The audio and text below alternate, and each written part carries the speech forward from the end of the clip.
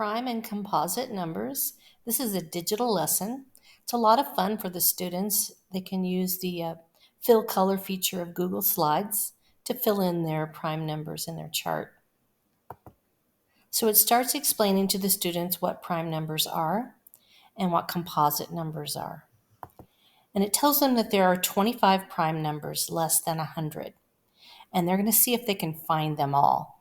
Now they need to know that number 1 is neither prime nor composite because it has only one factor. So step 1, 2 is the smallest prime number. So they're going to color the prime numbers in red. So the box that has the number 2 in the chart, they're going to color red. And because every multiple of 2 can be divided by 2, that makes them composite. So all the multiples of 2 other than the number 2 are going to be yellow. So to do this, they just click and hold in the box that they want to color.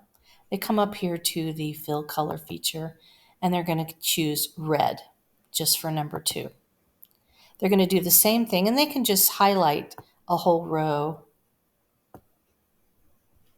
and then come up here and do these composite numbers yellow.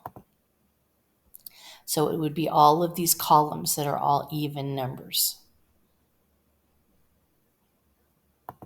The next step is to find the next prime number, which is 3, and they're going to color the number 3 red. And then because the multiples of 3 can all be divided by 3, they're all going to be yellow.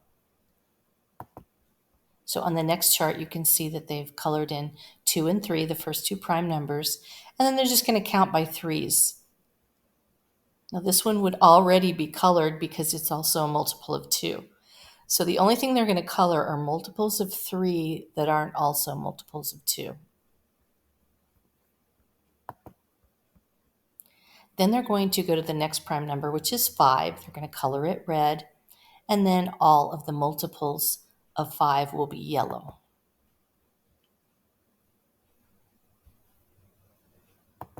And the last one is 7.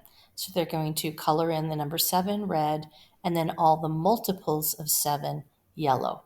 And they should end up with a chart that looks like this.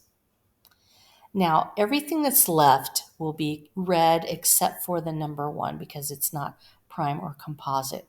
And it should be, if the students count correctly, there should be 25 prime numbers that are filled in red.